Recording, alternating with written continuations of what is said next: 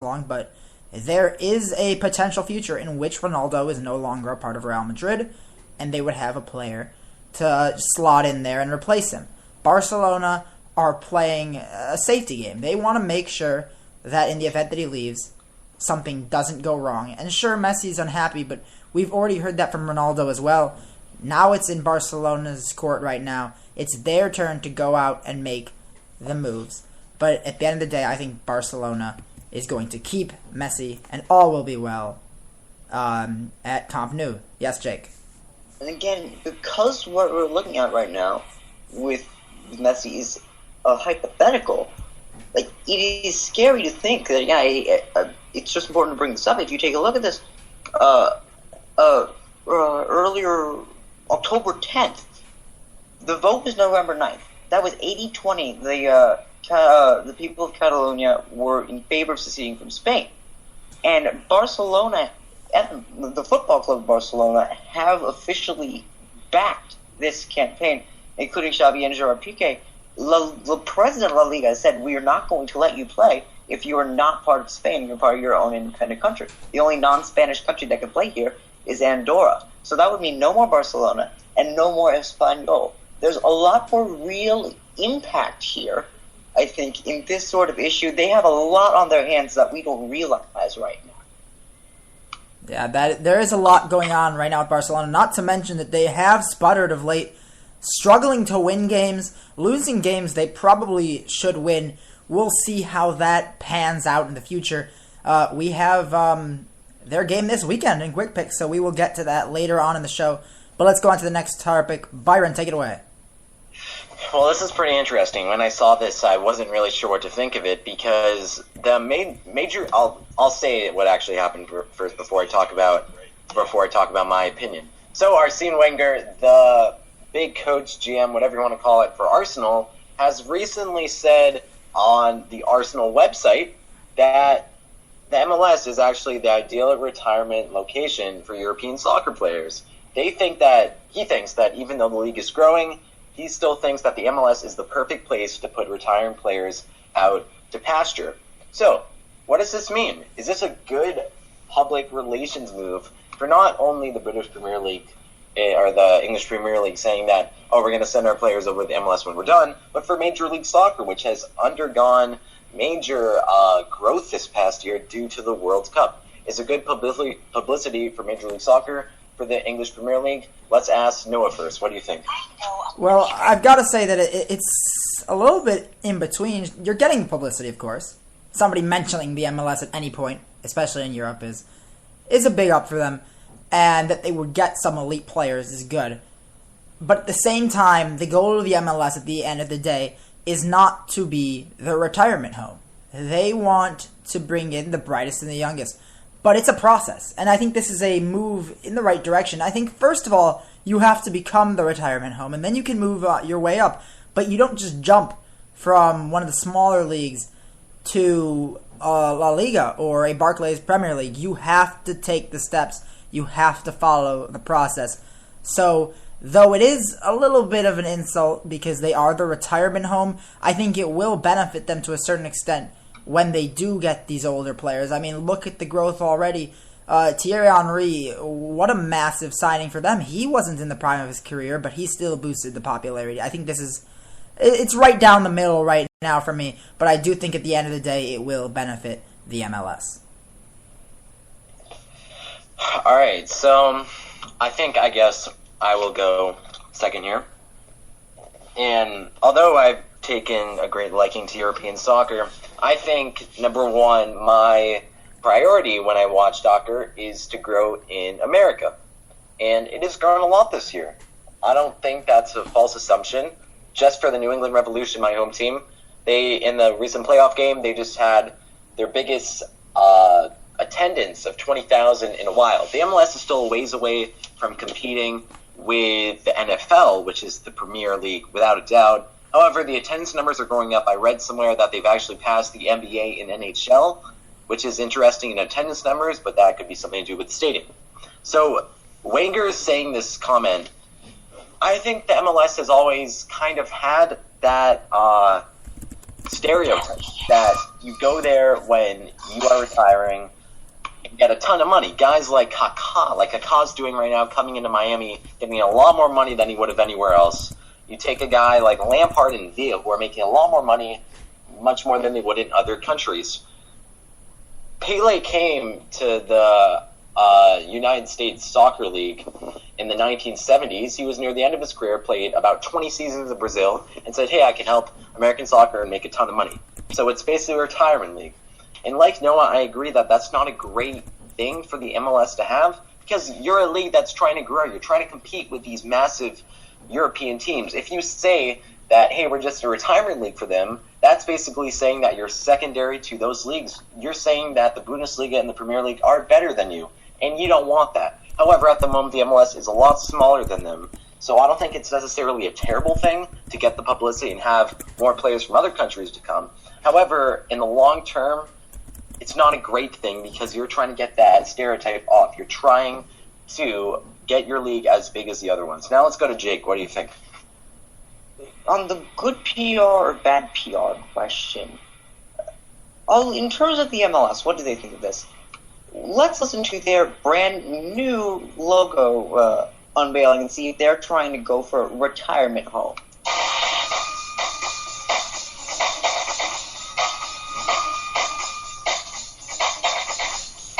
Does that sound like retirement home to you?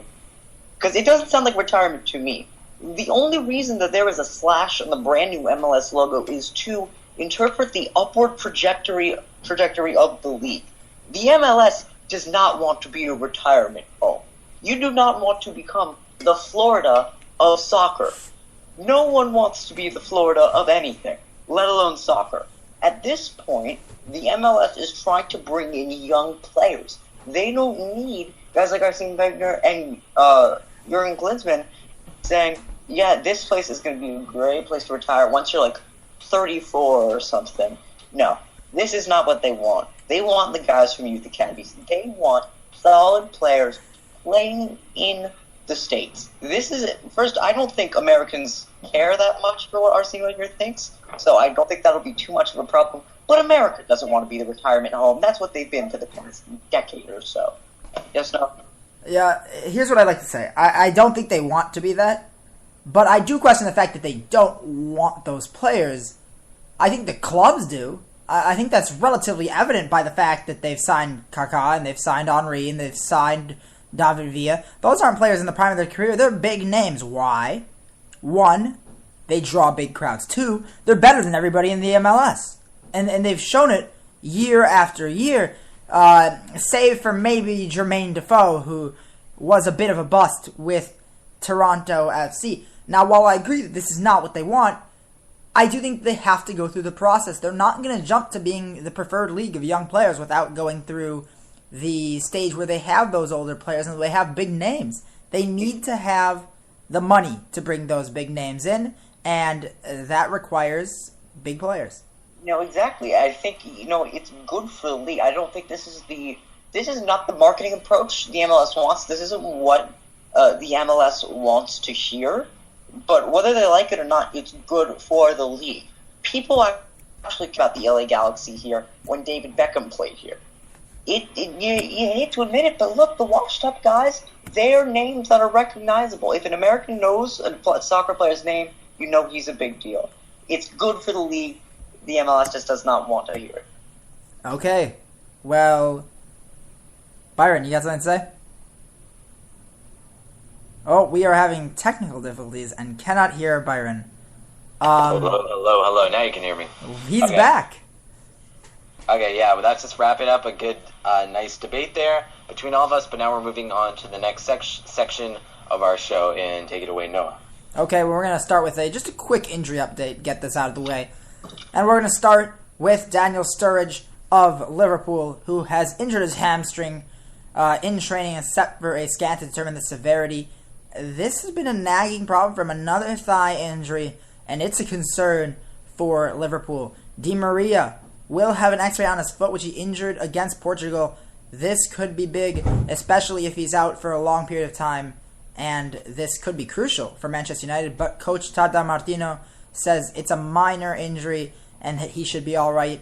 And now on to two big injuries for Bayern Munich, who has a big game this week against Manchester City. Thomas Müller, one of the best young goal scorers in soccer, injures his back against Spain. They're not exactly sure what the severity is. He tried to play for another 8 minutes, but it was just too much. And then Philipp Lahm, the captain and one of the best players of all time, especially for Germany, out 3 months with a fractured ankle. So two massive injuries for Bayern Munich. We'll see how they recuperate, especially in Champions League play. That wraps up the injury update.